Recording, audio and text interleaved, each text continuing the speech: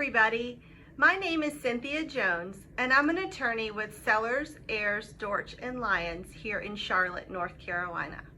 I also have the pleasure of serving as your current president for the North Carolina chapter of CAI. Today I want to take a minute to give you an update regarding a recent North Carolina Supreme Court decision that was handed down. On June 17th of 2022, our Supreme Court decided the Belmont v. Farwig case. The case concerned the placement of solar panels on a home in a planned community.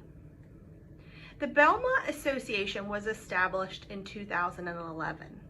The Farwigs purchased property in 2012, and in 2018 installed solar panels on the front roof of their home.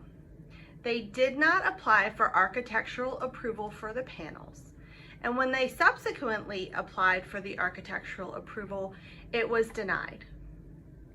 The declaration for the Belmont Association did not contain specific restrictions with regards to the location and placement of solar panels, but it did have some general architectural provisions. The association used that architectural language to deny the placement of the solar panels, claiming it did not fit within the aesthetic character of the neighborhood. Now, there is a statute in North Carolina having to do with solar panels and the location of the solar panels.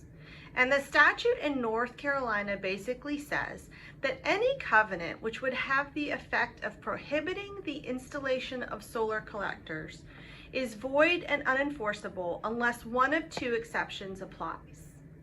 The court in the Farwig case spent a lot of time talking about the two exceptions and whether or not they applied to this specific situation. The court ultimately held that the restriction, the architectural provisions in the declaration, had the effect of prohibiting the installation of solar panels and the reasonable use of solar panels. The court also held that neither exception in the statute applied to this specific situation, and therefore the restriction violated the statute 22B20. Now, that's a lot of information, but what does it mean for your association? First of all, communities that were formed prior to October 1st, 2007, the statute does not apply to you. So you don't need to be concerned about the Farwig decision if your planned community was created prior to October 1st, 2007.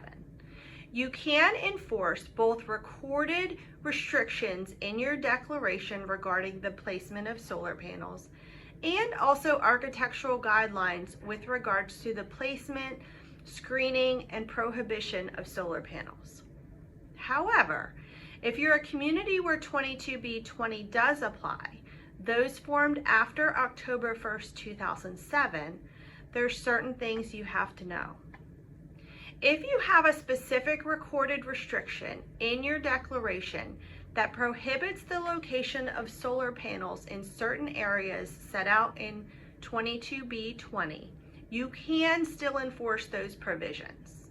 Remember, the Belmont community did not have those provisions. They only had a general architectural provision. So if your community is one where solar panels are specifically described and given specific placement locations in the recorded declaration, you can still enforce those provisions. If you have recorded restrictions in your declaration for architectural approval, and most of you do, you may still be able to place limits and restrictions on the location and screening of those solar panels. But the restrictions and guidelines may not have the effect of preventing the reasonable use of solar panels.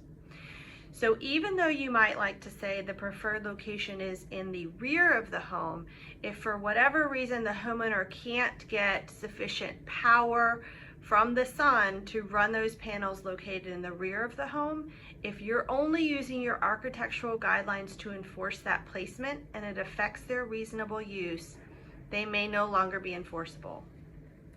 You cannot, if you are an association where 22B20 applies, you cannot, in your architectural guidelines, have an outright prohibition on specific locations of solar panels. The decision concerning the location must have to do with that reasonable use question.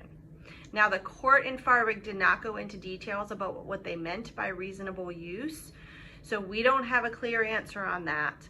But if you are a member of an architectural committee or you're receiving applications from homeowners who want to have solar panels placed either on the front of their home or different parts of the property that has typically been denied by the architectural committee, you will want to make sure that you review your governing documents very closely, that you make a determination regarding the reasonable use of those solar panels, and if there's any question about the applicability of the statute in 22B20, you're going to want to talk to your legal counsel and get some advice.